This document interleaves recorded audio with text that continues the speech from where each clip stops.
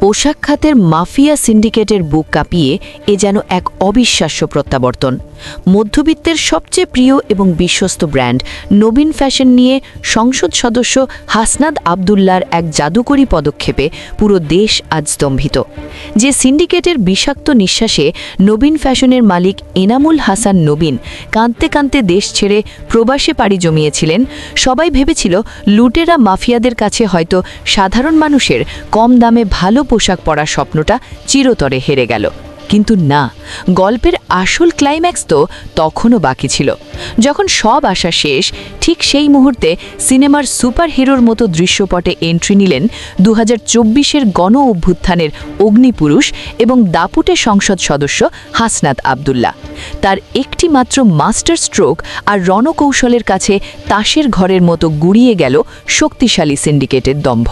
আজ দুপুরে নবীন ফ্যাশনের অফিসিয়াল ঘোষণা শুনে কোটি মানুষের হৃদয়ে এখন আনন্দের জোয়ার বইছে।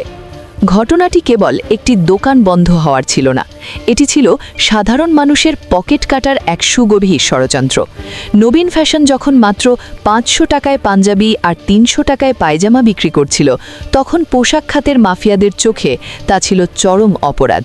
কারণ তাদের লক্ষ্য ছিল একই মানের পাঞ্জাবি কমপক্ষে 4500 টাকায় আর পায়জামা 1500 টাকায় বিক্রি করে জনগণের রক্ত চুষে নেওয়া। যখন এনামুল হাসান নবীন এই অন্যায়ের কাছে মাথা নত করতে অস্বীকৃতি জানালেন, তখনই শুরু হলো তার শোরুমগুলোর ওপর নজিরবিহীন তাণ্ডব আর প্রাণনাশের হুমকি। সন্তানদের এতিম হওয়ার হাত থেকে বাঁচাতে তিনি বুক ভরা হাহাকার নিয়ে চীনে পাড়ি জমানোর সময় লিখেছিলেন, সিংহের মতো বাঁচতে চাই, কিন্তু সিন্ডিকেটের গুলিতে সন্তানদের এতিম করতে চাই না। একজন সৎ ব্যবসায়ীর এই আর্তনাদ প্রমাণ করেছিল যে আমাদের বাজার ব্যবস্থা কতটা ভয়ঙ্করভাবে কতপয় লুটেরার হাতে জিম্মি। সবচেয়ে আবেগঘন বিষয় হল, নবীন ফ্যাশন শুধু একটি ব্যবসা ছিল না, এটি ছিল হাজার হাজার অসহায় মানুষের অন্ন সংস্থানের পথ। এই প্রতিষ্ঠানের লাভ্যাংশ দিয়ে গরিব দুঃখীদের খাবার আর চিকিৎসার ব্যবস্থা করা হতো। যখন নবীন ফ্যাশন বন্ধ হয়ে গেল, তখন আসলে ওই অসহায় মানুষগুলোর মুখের খাবারও কেড়ে নেওয়া হয়েছিল। ঠিক সেই চরম অন্ধকার সময়ে হাসনাত আবদুল্লাহ পর্দার আড়ালে থেকে যে জাদুকরী ভূমিকা পালন করলেন, তা বাংলাদেশের ইতিহাসে বিরল। তিনি দোকান মালিক সমিতির সভাপতিকে সাথে নিয়ে মাফিয়া নেটওয়ার্কের মেরুদণ্ড আক্ষরিক অর্থেই ভেঙে দিয়েছেন এবং নবীন ফ্যাশনকে পূর্ণ নিরাপত্তার গ্যারান্টি দিয়েছেন।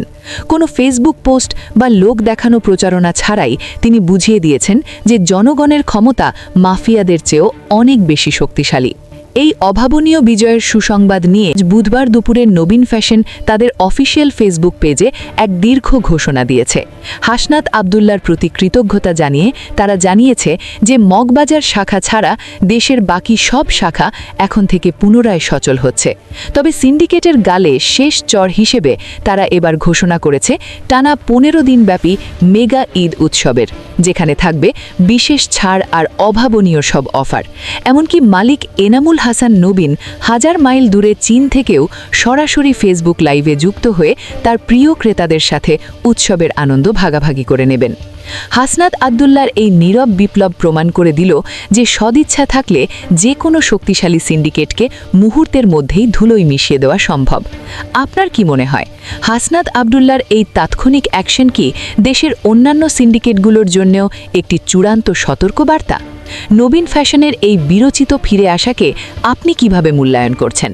আপনার সাহসী মতামত আমাদের কমেন্ট বক্সে লিখে জানান। আমাদের এই বিশেষ বিশ্লেষণটি ভালো লাগলে ভিডিওতে একটি লাইক দিন, কমেন্ট করুন এবং শেয়ার করে সত্যের এই জয়গানটি সবার মাঝে ছড়িয়ে দিন। পরবর্তী সব চাঞ্চল্যকর এবং অনুসন্ধানী খবরের জন্য আমাদের সাথেই থাকুন। ভালো থাকবেন, সচেতন থাকবেন। ধন্যবাদ।